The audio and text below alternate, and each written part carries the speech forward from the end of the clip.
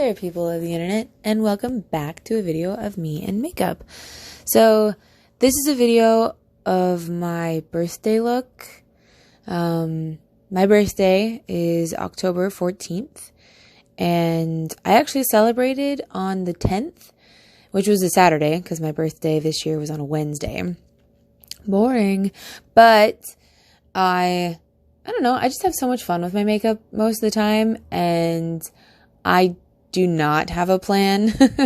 So I was experimenting with different colors today, and I just had a blast with it. Plus, my birthday party was really super fun. So enjoy the look. If you want to suggest a makeup look that I try, I'd be down for that. Like, shoot me a comment or something. I think that'd be really, really cool and fun to do. But today will be the first in a, I don't know how many part series, but I wanted to get back to why I started these things in the first place. It's to bring science a little bit more readily available for people in my immediate circle on social media. So, as I've mentioned, I have my background in wildlife biology. I went to the University of Montana. And if you don't know what I'm talking about, go back in my Instagram and watch some more videos. This series will include quite a bit. So this first video will mostly be an introduction to what I want to talk about, but it's a much larger concept that I will not be able to fit into this 9-minute video. So if you're not interested in listening for the next 9 minutes, well, now 8, then feel free to just watch the makeup happen in front of your eyes. But the main concept that I want to introduce to people is something called the greenhouse gas effect. But for us to really even approach that concept, we need some background. And I will be breaking down terminology, vocabulary, and the basic principles for this concept.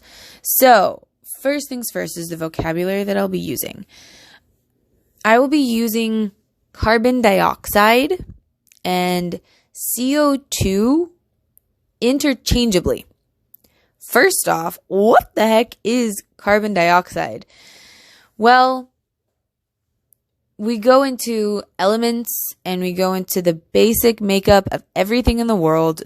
There's the periodic table that is everything we know that makes something. And then even smaller than that, we have molecules. So carbon dioxide is a molecule that exists in the air. And for the most part, we don't notice that it exists. But the reason why I say carbon dioxide and CO2 is CO2 is the molecular formula for carbon dioxide. So this is a gas that I'm talking about. It's 2 parts oxygen, 1 part carbon. So carbon dioxide, di meaning 2, oxide meaning oxygen. I will also most likely be using water when I'm talking about it.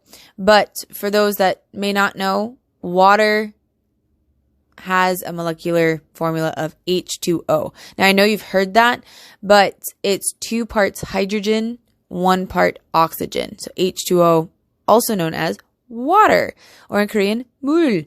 So I will be talking about how water and carbon dioxide are related because their relationship is tied into this whole idea of a greenhouse gas effect. So we've got carbon dioxide, CO2, and water, H2O. Now let's talk about carbon dioxide. So it's a gas, it's in our air. And we know that it relates to us as humans, but on the larger scale as well.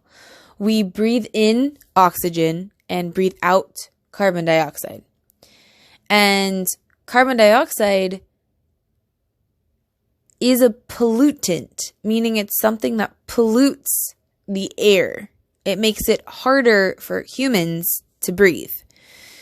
if you are in a closed chamber and all you have is carbon dioxide, you will die because there's no oxygen for you to intake. So it's a pollutant in high quantities. Now we also know that trees do the opposite. They take in carbon dioxide and release oxygen into the air. So this is a relationship that's beneficial for both humans and trees. But that's not the only place that carbon dioxide exists. If you know anything about pollution and climate change and how everything is related, you've also heard this term carbon footprint. So a carbon footprint is how much a specific something, say a person, emits carbon dioxide into the atmosphere. Now, really, we wouldn't be talking about this if combustion engines weren't created. And from there, we have so many modes of transportation that rely on a combustion engine.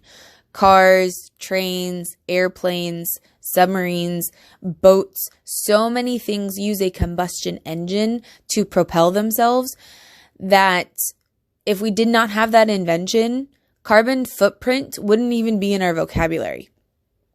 Now, why am I saying that? Well, the invention of the combustion engine, or the first car, was the very first time humans emitted more carbon dioxide into the atmosphere.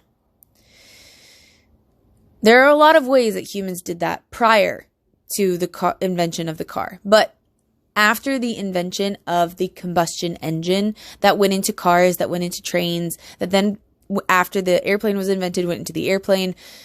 Before then, there wasn't many ways, but after, many, many, many ways were now available for carbon to be released into the atmosphere.